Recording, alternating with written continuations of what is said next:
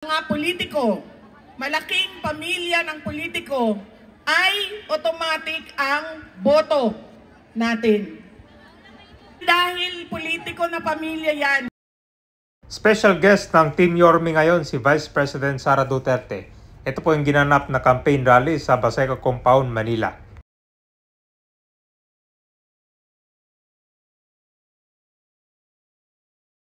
Itong tao ba na ito, noong nangangampanya siya, nanliligaw siya sa akin. Marami siyang pangako na sinabi niyang gagawin niya, ay ibinigay ba niya sa bayan? Ang isang halimbawa dito ay ang pangako na 20 pesos per kilo na bigas.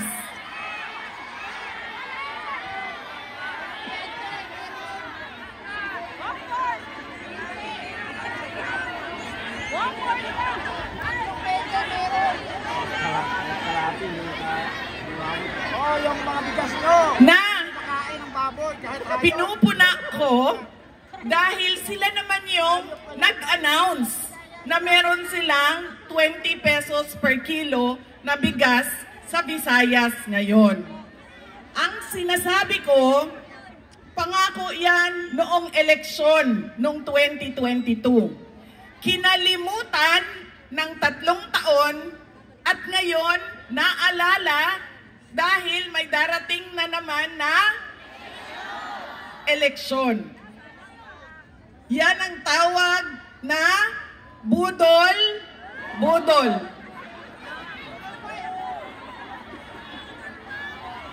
Sa Binisaya pa, bot-bot. Bot-bot nimo.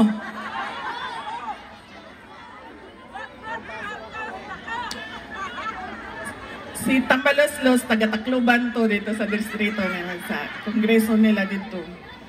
Kinsay taga-Tacloban dire? Antay lang mo ha. Buto pa mo ng Romualdez.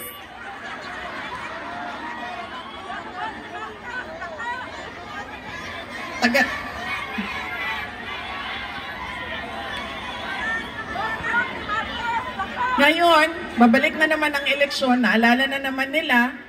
Tapos, meron daw silang 20 pesos per kilo na bigas sa Visayas. Tinatanong ko, unang-una, bakit ngayon lang? Bakit ngayon nyo lang yan ginawa? 2022 pa.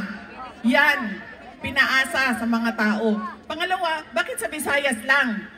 Hindi ba kailangan ng Baseco ng 20 pesos na kilo na bigas? Taong bayan.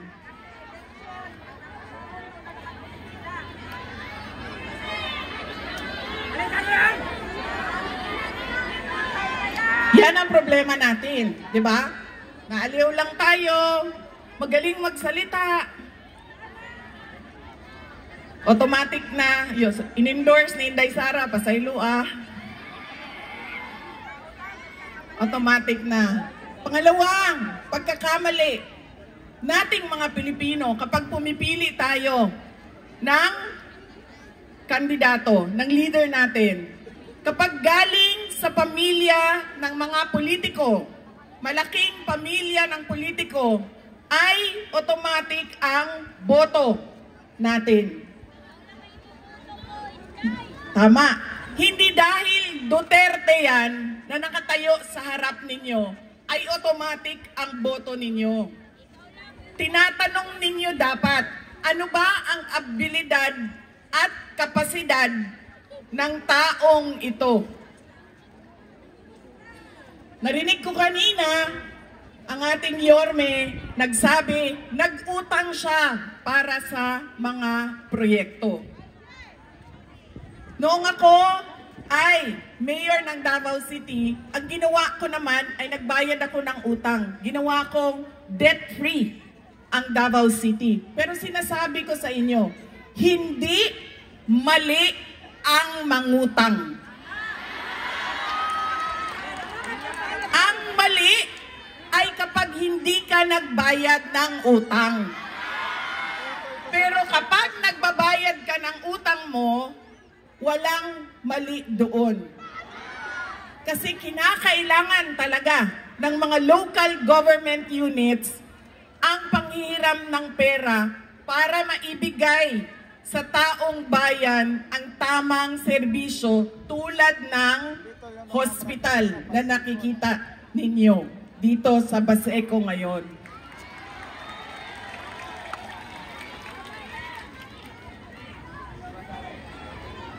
Kaya hindi dahil politiko na pamilya yan, hindi dapat automatic ang boto. Pangatlo, na pagkakamali natin na mga botante ay natin sa pagpili ng ating mga politiko at mga leader ay yung binibenta natin ang boto natin.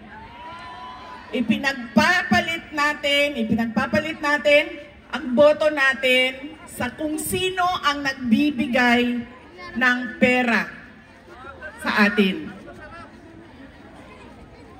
Nangangampanya ako simula noong 1 linggo, umiikot ako, tinatanong ko ang mga tao, magkano ba binibigay sa inyo? Sa iba't ibang, ano yan? Anong ganito? Magkano ba ang binibigay sa inyo? Burger ba ito?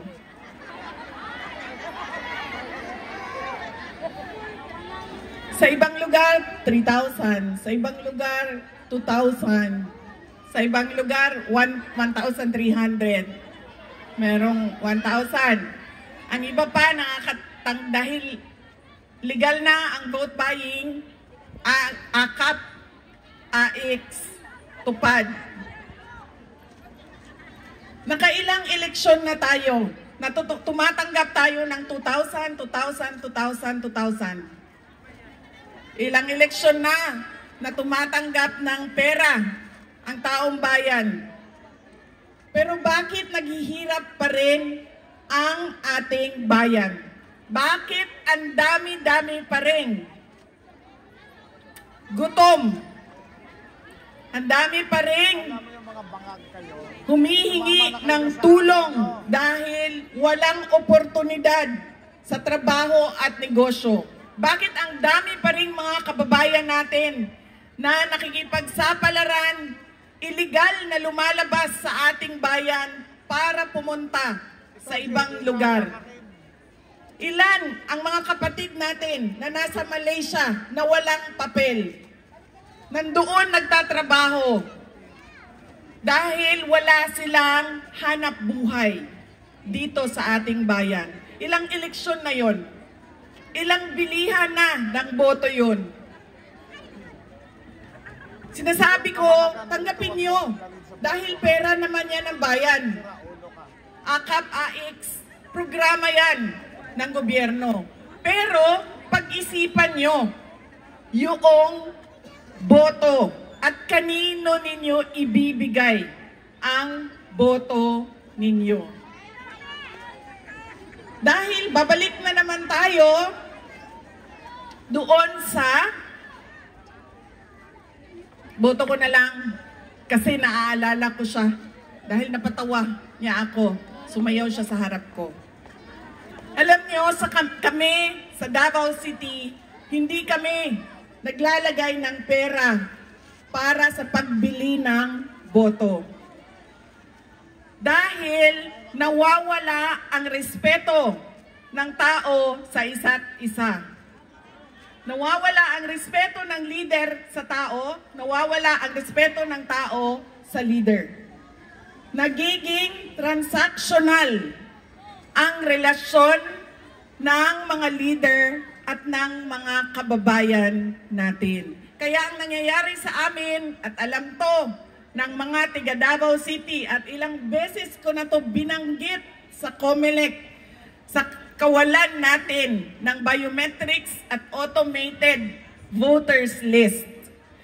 Ang nangyayari sa amin sa Davao City dahil hindi binibili ang boto at walang natatanggap ang tao, buboto sila sa umaga sa Davao City, sasakay sila ng truck at babiyahe sila sa Western Mindanao pupunta ng Maguindanao, ng Lanao, ng Cotabato City at boboto ulit doon at kukunin na nila ang bayad sa boto nila. Nagagawa yan doon sa Mindanao dahil 2-3 oras lang ang biyahe papunta sa kapitbahay. Masakit sa akin lagi kapag nakikita ko na merong bilihan ng boto. Dahil ang mga nakakatanggap ng pera